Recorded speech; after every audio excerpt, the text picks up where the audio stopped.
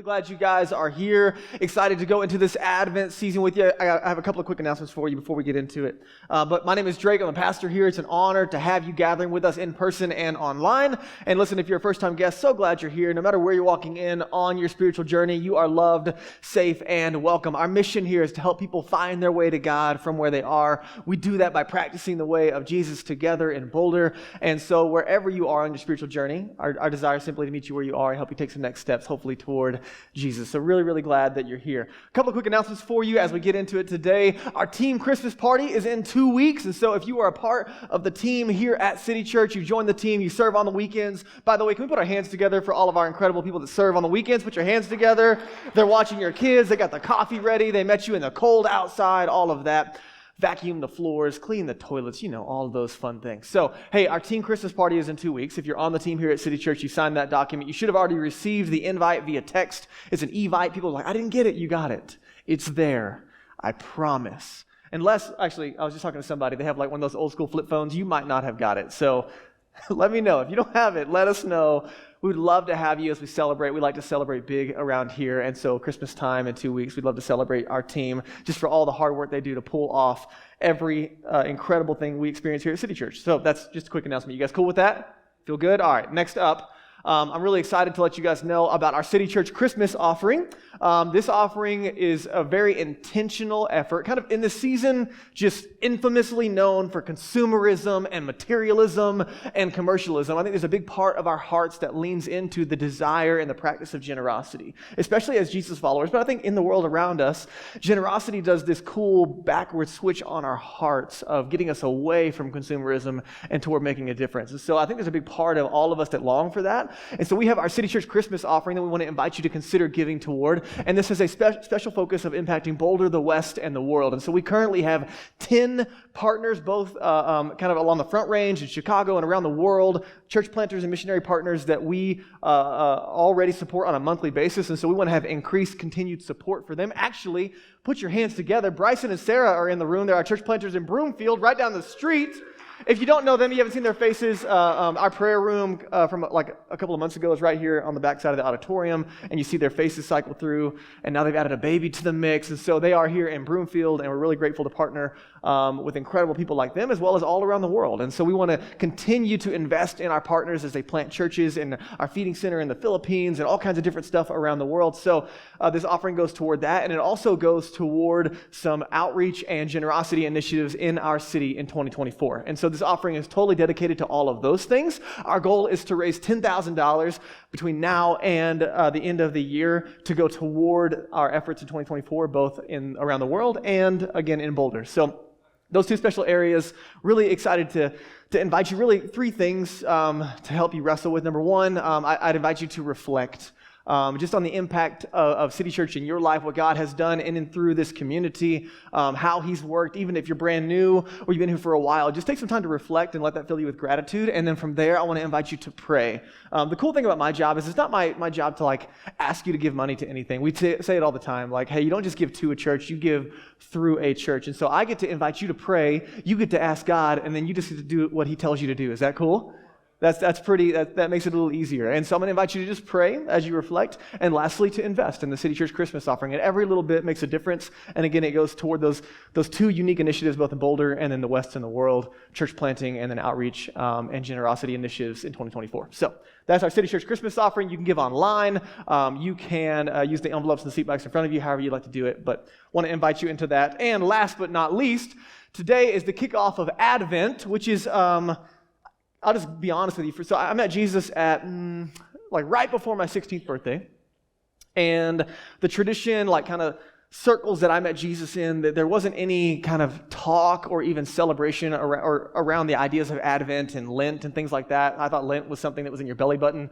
I didn't know it was saying I was brand new to Jesus, guys. So then Advent, really, no one ever talked about it. I mean, for the first, 10 years of me following Jesus. And so Advent is the 4 Sundays leading up to the month of December, kind of reflection. It literally means arrival or coming, and it is literally celebrating the coming of Jesus into the world. And so it's not as complicated as it sounded when I was brand new to it all. But what I want to invite you into is, as a church, we try to do different practices together because they form us. So the teachings and the Instagram feeds and the exposure that we have around the world, that forms our hearts and minds. The communities that we live life with, that forms our hearts and minds. And then the practices that make up our life, whether they're intentional or not, they form our lives. And so I want to invite you into an Advent fast starting tomorrow, going through December 4th through the 24th, so all the way up to Christmas Eve. And there's different definitions that we've used for fasting. If you've never fasted, this is a great intro for you as we go into the season, but I want to get it on your heart and mind now so that you can begin to think about it starting off tomorrow on Monday, and then share it with your city groups, all of that stuff. But a fast is very simply giving up something that we love to pursue what we love even more. And specifically, this is our relationship with Jesus. And so a traditional fast, this is the one I'm going to be doing, I'll talk about it a little more at the end, would be fasting from food. And the rhythm we normally press into is like a Wednesday and a Friday. So we're not asking you to fast for 20 days, no food. Let's go. All the Christmas parties are just going to suck. You're going to be in the corner just sad and droopy and everyone else is partying it up. No, it's not that, okay? So, and you're welcome to adjust it. This is just a suggestion, okay? So for me, the rhythms will be sun up to sundown, Wednesdays and Fridays through December 24th for me. And so no food. And again, it's creating hunger. I love John Piper's definition, whole body hungering for God, that I create a hunger inside myself and then I point that desire and that hunger toward God. And we'll talk a little bit more about that. But that's one way. Another way to do it would be you can give up something for the season of Advent. So it might not be food for you, or if you have health-related issues, or if this is just one of those conversations where it's not really wise for you to give up food, whatever you are, your mom and you're breastfeeding, all those different things, you got to do what's wise, but you can give up something for the season of Advent. So this might be that you delete social media from your phones and you be present to the people and the season around you. And every time you get that little itch to pull your phone out of your pocket and look at a feed, you're like, oh, there's nothing there. So then you look at the person in front of you instead. It's really cool. Or you might give up consumerism, right? You might put a pause on all the things that you want to buy for yourself when all the deals are striking. You say, you know what, I'm not going to buy anything for myself these next 20 days, and I'm going to focus on others, or whatever it is. You might give up your favorite Netflix series, or like Monday through Friday, I'm not going to watch any Christmas movies. It's only on the weekends, right? Whatever. You just be creative. The idea is, if you don't love broccoli, giving up broccoli is not really fasting. Is that you guys tracking with me? You're like, oh, I'm making a real sacrifice for Jesus here. That's not it. And listen, this is not to cultivate like, oh, God loves you more when you fast. That's not that. That's not this at all. A fast is the intentional practice of you and I limiting something in our lives to where it creates a hunger, and we point that hunger toward God. That's all that it is, okay? You don't get a gold star for fasting, and you're not going to be forced to it. It's an invitation. You guys tracking with me? All right, we'll talk more about it at the end, but I needed to get it on the radar now. So you can look at our social media platforms and all of that as well. We'll be sending the info out, but it starts tomorrow, okay? All right, so as we get into this new series, the next 4 weeks, I am so excited. It ends with Christmas Eve. Really excited to be celebrating with you as we go into this season of Advent. And again, it means arrival. So the season of Advent is one where we create space in our lives to reflect on the arrival of Jesus. And then it's also one where we allow that reflection to uniquely shape us as Jesus followers. And if you're new to kind of Jesus or the church, or you've walked away and you're coming back, or you've kind of walked away and stayed away, or you're just not sure where you land with all of that, this is actually a really helpful season for you as we have these conversations. So I'm really excited to walk in. So let's start with Cinderella, because that makes sense. Once upon a time. That's, I think for some people, when the Jesus story comes around, it's another once upon a time. And so it's easy to come to the story of Christmas and to come to the story of Jesus, and it sounds like another once upon a time. And we like the Disney movies and the once upon a times because there's normally a moral for your life and something to walk away with, and that's great. But the Advent season and the Christmas story is a little different than a once upon a time. So let's look at the Christmas story. We're just going to read it. You guys cool with that this morning? Luke chapter 2, it'll be on the screen. Also the Bibles and the seat backs in front of you are our gift to you. Luke chapter 2, let's just kind of look at this once upon a time, if you will, and see how it lands and how it feels. So in those days, a decree went out from Caesar Augustus that all the world should be registered. And this was the first registration when Quirinius was governor of Syria. And all went to be registered, each to his own town. And Joseph also went up from Galilee, from the town of Nazareth to Judea, to the city of David, which is called Bethlehem, because he was of the house and lineage of David. Already a sweet once upon a time, right? It's not clunky at all. You ever your kids' bedtime stories, and Caesar Augustus did Quirinius, and governor of Syria. It kind of sounds a little more like a news report than like a once upon a time. You guys tracking with me? So just pay attention to that. Let's go on. Luke tells us, and again, Luke is like this doctor, super analytical, capturing the data for you of the story of Jesus. He says, so they go to be registered with Mary, his betrothed, who was with child. And while they were there, the time came for her to give birth. And she gave birth to her firstborn son and wrapped him in swaddling cloths or clothes. You got an E in there for clothes, don't you? It's cloth. Heads up, grammar 101. And laid him in a manger because there was no place for them in the inn. Luke goes on and tells us in verse 8, in the same region there were shepherds out in the field, keeping watch over their flock by night. And an angel of the Lord appeared to them, and the glory of the Lord shone around them, and they were filled with great fear. And the angel said to them, fear not, for behold, I bring you good news of great joy that will be for all the people. For unto you is born this day in the city of David a Savior, who is Christ the Lord. And Luke goes on and tells us, this will be a sign for you. You will find a baby wrapped in swaddling cloth and lying in a manger. And suddenly there was with the angel a multitude of the heavenly host, praising God and saying, glory to God in the highest, and on earth peace among those with whom he is pleased. And Luke goes on. It tells us that when the angels went away from them into the heaven, the shepherds said to one another, let us go over to Bethlehem and see this thing that has happened, which the Lord has made known to us. And they went with haste, found Mary and Joseph and the baby lying in a manger. And when they saw it, they made known the saying that they had been told them concerning this child. And then Luke wraps it up and says, all who heard it wondered at what the shepherds told them. But Mary treasured up all of these things, pondering them in her heart. And the shepherds returned, glorifying and praising God for all they had heard and seen as it had been told to them. Luke's story sounds a little bit more like a news report than a once upon a time. Would you agree? Lots of details. It's not as fancy as maybe we'd like it to be. The morals maybe a little harder to draw out here. I think a lot of people would like the Jesus story to fall into the once upon a time category. That makes it easier to approach in the season. But as we look at this news, he said it's good news. And it's one of the things we wrestle with for you and I as we approach this season. Okay, that it's news is one thing. What do you do with news? When you hear a news report, it's just information. Here are the facts. Your job is to take that news and do something with it. What you do with it is of your own volition. No one's forcing that news on you. But in Luke's opinion, this is good news of great joy for all people. That's the message that the angels carried to these shepherds, these nobodies in the middle of nowhere. And so for you and I, we have the privilege of hearing news, and what we do with it is up to you and I.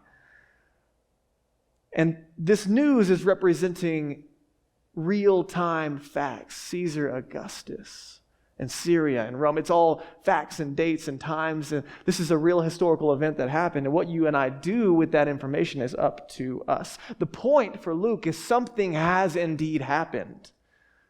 I'm just letting you know. What you do with that information is up to you. Now, this is Luke's version, and maybe you've heard it before. But then there's John. And John is interesting because John was one of Jesus' best and closest friends, arguably maybe his best friend. And John is also one of the authors of these 4 gospel accounts of the life of Jesus that we have. And he also wrote some letters. And he takes this same news, this good news, this information. Not only was he an eyewitness of it, but then he records it for us and gives it to us. And he takes this news report and then he shares his personal experience. And his summary looks something like this in 1 John. After all of the news, he comes to the conclusion that God is love. So you go from this kind of black and white news report, information about the birth of a Messiah, what do we do with all that? And then John, in his summary, his conclusion over not only living life with Jesus, but watching his death, burial, and resurrection, and then later writing letters to the church to encourage them, his summary of all of this good news is God is love. And you and I might not be blown away by that, but this would have been scandalous news in the moment. This holy God, this out there God, this far away God has become personal, has become near, has literally wrapped himself in flesh, set aside his divine attributes, and carried love into the world. And then John, it's kind of interesting, rather than giving us the facts like Caesar and Bethlehem and angels and shepherds, John kind of zooms out on the Christmas story in his gospel accounts. Let me show you in John chapter 1 some of the things that he notices. He says, the true light that gives light to everyone was coming into the world. So this is the story account from John as he zooms out, the true light. He was in the world, and though the world was made through him, God in the flesh being birthed into human history, the world did not recognize him. How interesting. He came to that which was his own, but his own did not receive him. Yet to all who did receive him, to those who believed in his name, he gave the right to become children of God. And John goes on. Children born not of natural descent, not of human decision or human will, but born of God. And the Word became flesh. It's another way of the Scriptures talking about Jesus. The Word became flesh, and he made his dwelling among us. And we have seen his glory, the glory of the one and only Son who came from the Father, full of grace and truth. So this is kind of amazing. John's perspective on the Christmas story is he zooms out and he says, God is love. I'm convinced of that. And love became personal enough to live among you and I. Jesus made the God of love personal. Tyler Staton says it this way: God has undressed himself of all of his glory except for his love, because it is only love that can conquer the human heart. That's how Jesus steps onto the pages of human history. And this, listen, this is so important. This love makes some people fall to their knees in worship and gratitude, and it makes some people scoff and turn their head and roll their eyes. It did it then, and it does it now. This God of love, this good news has always done that. And John says he came as a light, but the world did not recognize him. That's interesting. So one of the things that I've been wrestling with is as we go into the Advent season, as we start to fast together and we let this season be more than consumerism and commercialism and busyness and parties and exhaustion, and we just fall into the new year and we have nothing to show for it. I've been reflecting on, okay, for this month, if Jesus came in as the light and the world did not recognize him, well, how often do I not recognize him as well? And I think if we are to see the light, to recognize the light, we also must first name and recognize the darkness, to be able to distinguish between the two. So there are two categories, and I'm just kind of giving you this setup for the month, okay? Two categories of problems that I personally face. You might not, that's okay, but I'll tell you what I struggle with, and you can either feel better about yourself or relate with me. Is that cool? All right, cool. So two categories of problems I face. Number one are the problems outside of me. Number two are the problems inside of me. The problems outside of me look a lot like you. That was a joke. It was a joke, guys. The problems outside of me are things like my nitpicky HOA that tells me what I'm allowed to do and not allowed to do, and they tried to get me to take down my tree house for my kids that I built in the tree that's my tree. You know, it's the strut on my wife's van that needs to be replaced, and every time you go over a bump, it sounds like things are just falling apart. I haven't found it yet, but I'm pretty sure there's a leak in my bank account somewhere because it just continues. I don't know where it's at, but we're going to plug it soon. And right, those are the problems outside of me, and I deal with those outside problems primarily through blame shifting and control and things like that. And obviously, there are much bigger problems outside of me, but just for the lighthearted nature, right? I tend to approach those things, blame, shift, kind of take control and just try to work around them. But then there's these problems inside of me that are a little more frustrating, like ego and my anger and my lack of empathy.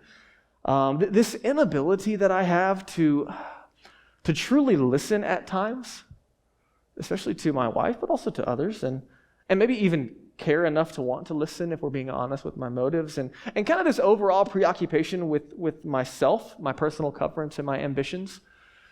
Probably not you, but that's me. And what I tend to do with this brokenness inside of me is I try to magnify one aspect of my life that's going really well, and I ask that area of my life to carry the weight of all of my importance and then hide all of the flawed, broken parts of me at the same time.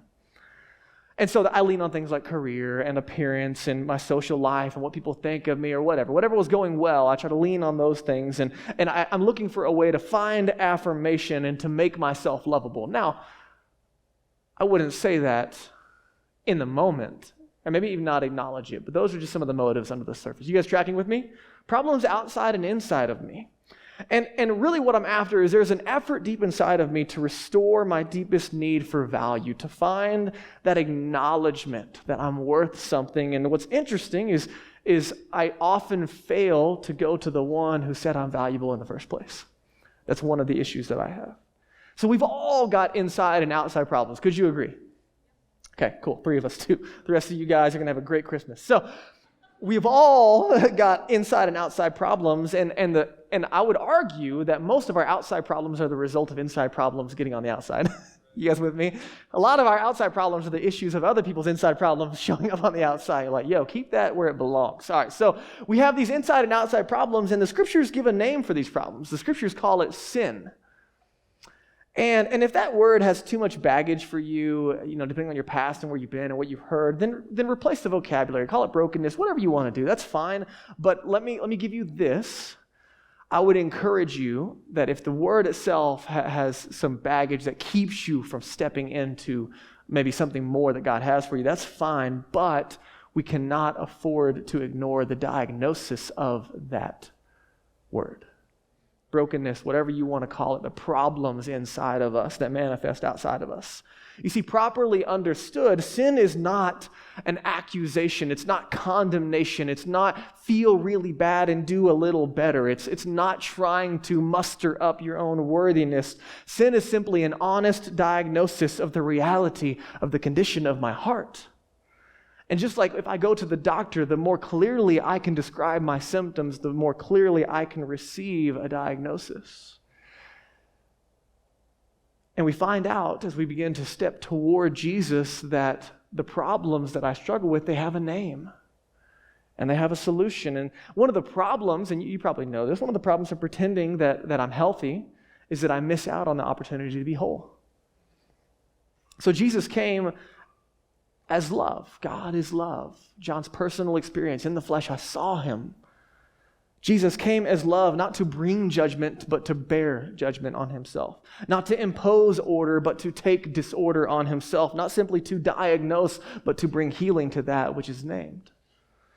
And Jesus came with a love so strong that you and I could never earn it or deserve it. That's one of the problems. And see, the problem with sin is not that God has a tight moral grid and that if you color inside the lines, he'll love you a little more. The problem with sin is it gets in the way of love. It gets in the way of you and I giving love. It gets in the way of you and I receiving love. It gets in the way of you and I recognizing love. And so into human history steps love personified. And most people don't even notice. And what this means is there are massive personal and social implications that follow this Christmas story and this God of love. And the first that we've already done is God is love. I mean, that's John's big idea. But then not only that, God is with us. That is profound. Emmanuel, God with us. Not only is God love and out there, but he's personally steps into the pages of human history. Me and my boys have been watching Narnia. It's Christmas season and the lamppost and all that. So it's been a minute since I've seen any of those movies. So we watched number 1 and it's got a little creepy. So they're just old enough to watch it, some of those moments, but it was cool. They're digging number 1. We were watching Prince Caspian last night. And I was exhausted from the weekend. So about halfway through, I've got my head back snoring out loud and Grayson's bumping me, "Dad, you're snoring." I'm like, "Sorry." But then he wakes me up right in the moment when it gets kind of cool. Right? I'm like, "All right, perfect. I'm back. And I really don't remember much about Caspian at all, and I've not read that one in particular, so don't judge me for watching movies and not reading the books. But there's this moment where they're back in Narnia, the kids. They've been gone for a while. They're back, And they don't know where Aslan is. And if you're not familiar with Narnia's story, Aslan represents Jesus. It's really cool. Amazing, amazing story. But they're like, man, where's Aslan? We don't know. And everything's kind of falling apart. Things are broken. And then Lucy's the youngest girl, and they're trying to cross this river. And she's like, I see Aslan. And then no one else like sees her. And she looks back, and then she's like, what did I see? And she thought she saw him, and she doesn't see him. And everyone doubts her. No, you didn't see it. And so then they try their own way to get around this river. It doesn't work out. They come back, and then sure enough, what she saw was Aslan leading them down a path to get them across this river. So it's a cool moment. But then she has a dream, and she hears this whisper of her name over and over again. And so then she follows the whisper, and it's Aslan calling her name. And then when she gets to him, she says, hey, you're bigger than you were last time. And he says something interesting. He said, as you grow, I grow. And at first I was like, what? I don't understand what that means. And then as I began to sit in, I'm like, oh, wait a minute, hold on. So I think what C.S. Lewis is trying to communicate is the more that you see me, the bigger that I am. Or maybe a better way to say it is, you're going to find me bigger the more that you look for me. Or rather, you're going to see how big I really am the more that you look for me. I've been big all along, and you're just seeing more and more of me as you focus more on me. Now, it's an incredible moment. She wakes up from this dream, and then her older sister says, you saw Aslan, didn't you? She's like, you believe me? She's like, yeah. And then she asks the question. She says, what? Why can't I see him? And then Lucy's got this cool, like kind of innocent, childlike faith thing going on, and she's like, maybe you're not looking. I was like, dang. Mic drop, let's go. So it's interesting. We have this story from Luke. The social implications are massive from this God of love. God born in the flesh, God with us. The most important thing to ever happen in the history of humanity has happened, and hardly anyone has noticed. The priests kept rolling, doing their temple thing. The markets kept selling, and Black Friday was around the corner. Rome kept conquering like nothing had even happened. And Jesus comes quietly and humbly, and most people are far too busy and self-important to even notice. And then there's this angelic choir that gives front row tickets to this scene, but just a few, and it's not who you'd expect. It's shepherds in a field. There's way more important people, way more credible people that could have been given the task of sharing the news, but this awesome choir of angels shows up to the night shift shepherds. And they say, we've got some good news of great joy for all people. Now, you and I have this kind of, Home Alone-esque nice manger scene out front of shepherds, and it's kind of nice. But shepherds were not favorable. In fact, they had terrible reputations. One commentator said that they were considered so spiritually contaminated that they weren't even allowed in the temple. And so this news comes beautifully articulated from angels and is shared with some simple rural shepherds. And the news will go from this amazing articulation of angels to the draw of some shepherds in a field being spread around. God chooses in this moment someone unproven and unqualified to get the good news out. And this has massive implications for you and I. You see, the trouble of sin is it gets in the way of love. And Jesus comes with a greater love than you and I can imagine that we honestly have to fight to believe and receive, and the shepherds are no different. This love is apparent through the very cast that God chooses to get the word out. Some shepherds in a field and a peasant girl from a small town in a manger. That's how God arrived. And this love, the point is that this God of love starts there. And this love, it disrupts our cheap ideas of what value and worth look like. It disrupts wealth and success and status, and it gives incredible grace and love and dignity to everyone. And this does something in me. It makes me marvel at the very wide gap between who Jesus is and who I am. Between the way that Jesus sees people and the way that I see people. Between the way that Jesus treats people and the way that I treat people. Between Jesus and who I would like to be and who I'm becoming. God is love. And it's a love powerful enough to rewrite the social order, but also a love powerful enough to be personal. So you go from the shepherds in the field to Mary, who Luke tells us is treasuring up all these things in her heart. And you're like, what is that? She's reflecting on it. He uses the word pondered, and that word in the Greek can literally be to put into context. And so Mary, as a young Jewish girl, would have memorized the promises from Isaiah 7 of this Messiah coming into the world, being born of a virgin. And now she's looking around, and as she ponders and puts everything happening around her into context, she's holding this baby and realizing that that promise was for her. This massive promise has made it all the way to the arms of Mary, and it's very personal. The shepherds are marveling at the magnitude of God's love, and they're telling everyone, anyone that will listen, and people are kind of shocked, not only about the news, but who it's coming from. And then Mary is overwhelmed by the magnitude of God's love for her personally. And it's not just for Mary, but for anyone, John tells us, that would believe that this news is for them. And what's interesting is not only would Mary know the context of these promises of Jesus coming into the world, hundreds of years of silence and waiting, but the context of Isaiah 7, you can go read it on your own, is not peace, quiet, silent night in a manger. It's war, and it's brokenness, and it's heartache. In the middle of that is what God is introducing this Messiah into. It's almost like it's an invitation in the middle of our lives, our craziness, our busyness, to look up from the mess of the life around us and watch what's right in the middle of it. And so my question for you would be this morning, what are you worried about? What's keeping you up at night? What's got you fearful? What's got you working crazy hours trying to keep things in line? What's got you anxious? What's got this massive feeling of a burden on your back? What's got you feeling like a failure and eating you up on the inside?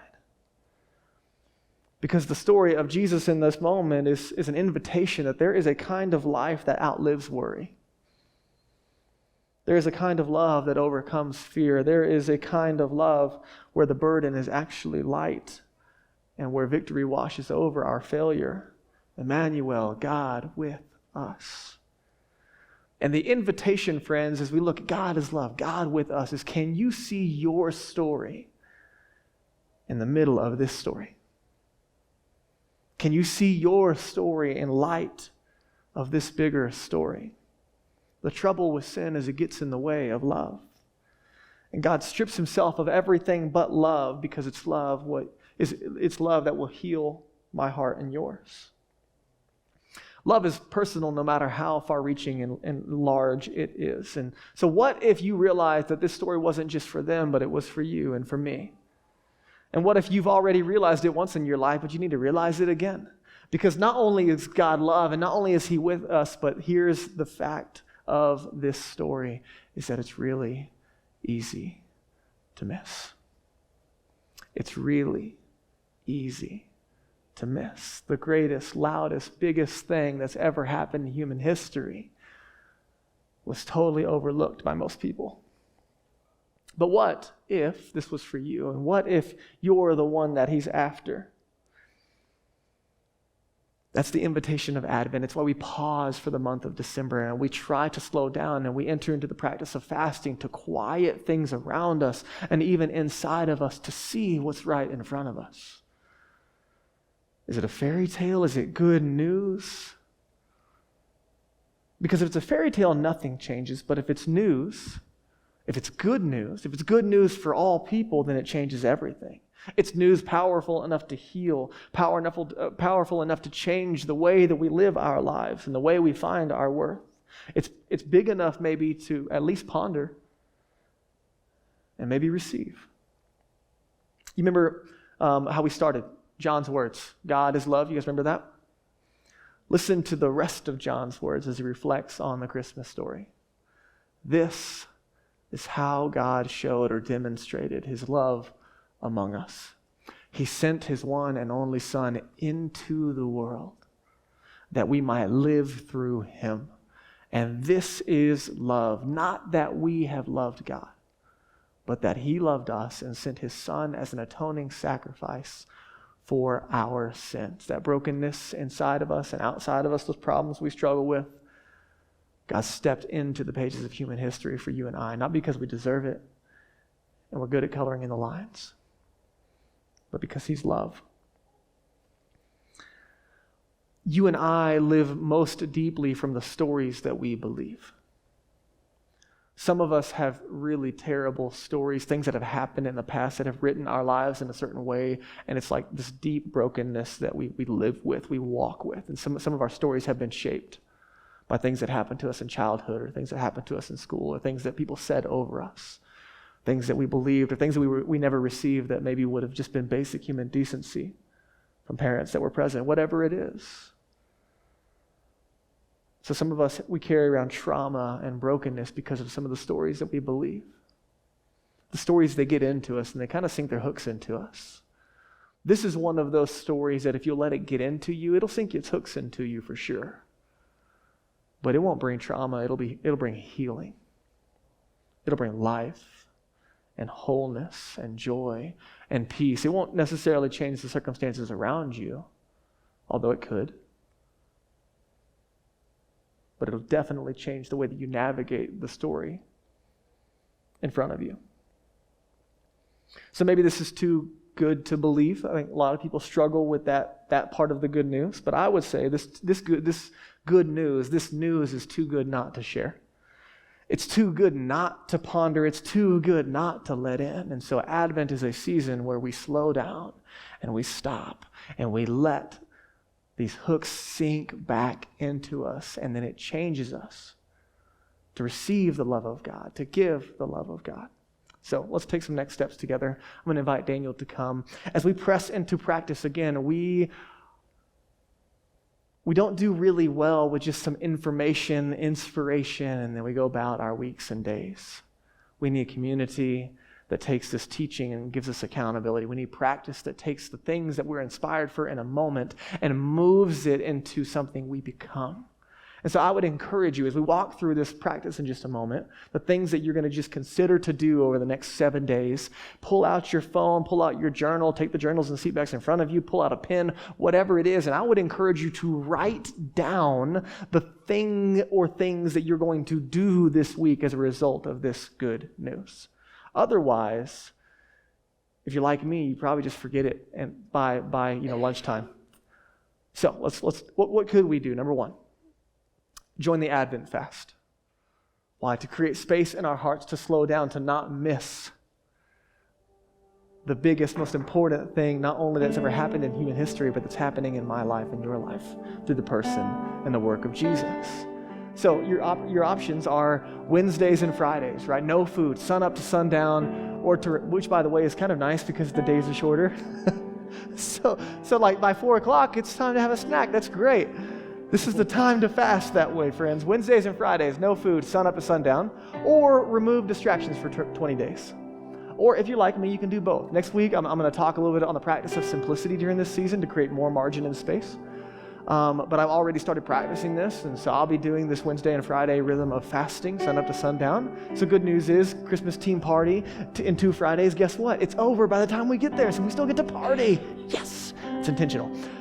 But I've already deleted all of my social media and email from my phone, and it's annoying and it's frustrating, and it's so good for my soul. I'm not saying you need that. I'm just saying do something over the next 20 days that creates margin in your life. But don't stop there.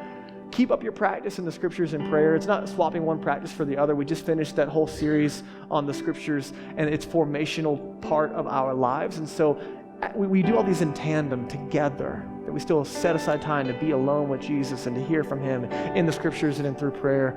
But then also I want to invite you to share it with your city group.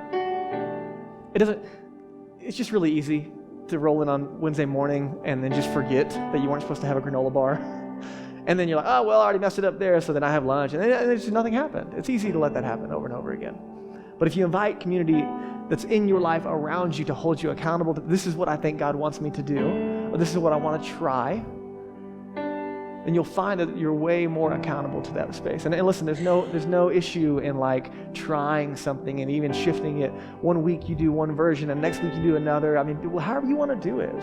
The point is practice and accountability will shape us.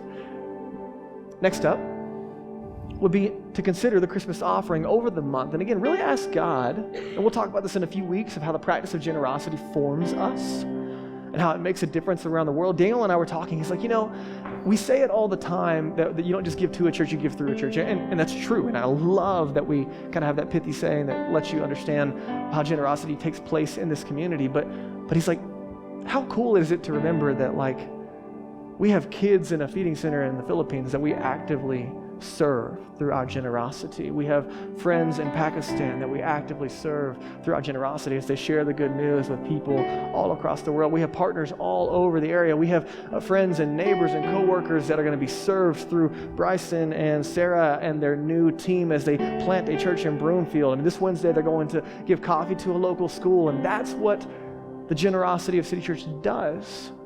And way more than that. So it's just really cool to put all that in context and reflect to say, Jesus, thank you for letting me be a part of something bigger than myself.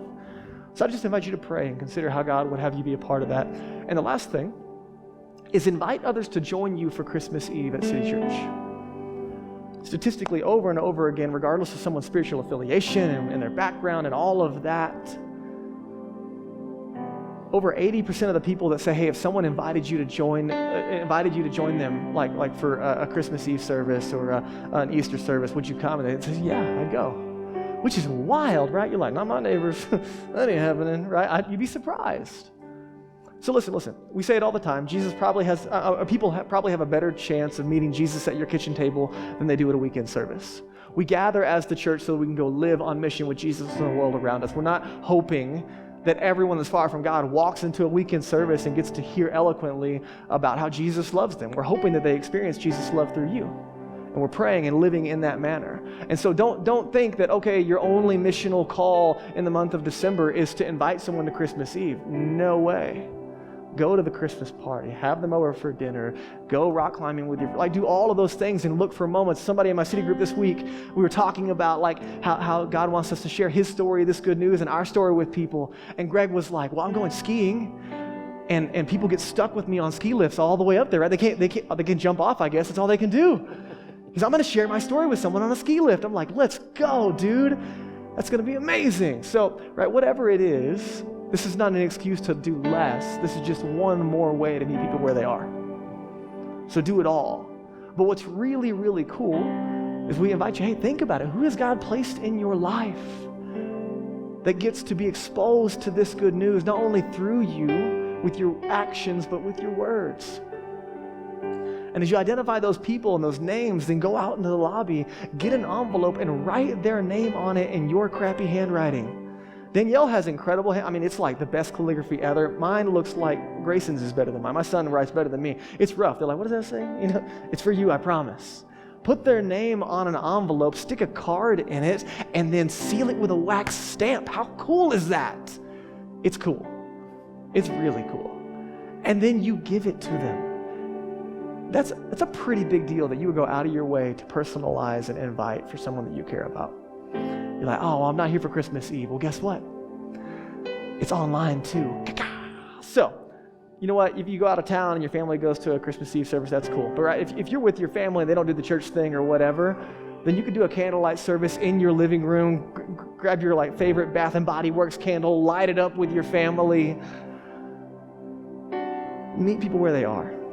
We exist to help people find their way to God from where they are. Jesus stepped out of heaven to earth to meet you and I where we are, and he invites us to join him to do the same for others.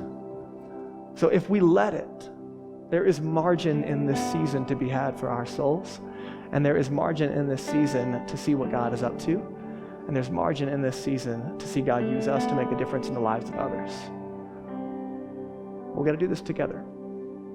So we're going to respond with prayer and a couple different things, but I just want you to, again, write it down. What are you going to do? Write it down in your phone, send a text, whatever, so there's some teeth and accountability to what God is speaking to you about, okay? Let me pray for you. God, thank you so much for the time that we've had today. Thank you for this team, this family, this church. Thank you for our guests. Thank you for just the privilege of having a life-giving community here in Boulder. Thank you for the Christmas story that's more than a once upon a time, but it's news, and it's not just news, it's good news for all of us. God, thank you that the more honest we are, the easier you can step in with not only a diagnosis, but healing. And God, we've all got problems inside of us and outside of us, and some of them we can control, some of them we're trying to manipulate, and some of them they are so far out of our control, we're scared. And we're hurting. We're broken. Others of us, there's problems inside of us that are just running wild, and it feels like it's killing us, and it's breaking everything around us. And it's keeping us not only from receiving love, but giving love. So Jesus, would you help us to slow down? Not just to celebrate your coming, but to remember and to reflect and let it to influence our stories. To let your love change us from the inside out. With our heads bowed and eyes closed, this is just a moment of personal reflection for everyone in the room as you listen to God. And maybe you're in the room and hearing this good news, maybe for the first time, maybe for the 100th time, but maybe for the first time, this good news is starting to get its hooks into your heart. In a good way, maybe for the first time, you're realizing this good news is for me. And I would invite you to consider not just reflecting on it, but responding to it. That anyone who believes can receive love and forgiveness and new life, both now and forever with Jesus. And maybe today you take that step and say, Jesus, I believe that you died for me, for my brokenness, for the brokenness inside and outside of me. I believe you were buried and rose again to give me new life. And today I want to start following you. And if that's becoming a reality in your heart this morning, I would just encourage you to let us know through a connection card. Because not only is heaven rejoicing, but we want to rejoice with you as well. For the rest of us as followers of Jesus, I would just encourage you, what are your next steps? Don't do it because you feel obligated, but what's the fast going to look like for you? Are you going to step into that practice? Who is God putting on your heart right now that you need to invite? How is God leading you to practice generosity and invest in the mission and vision of City Church? And whatever he tells you to do, I would encourage you to respond today. So God, thank you. As we sing, as we worship, as we pray in these next couple of minutes, would you continue to lead our hearts in response? Amen.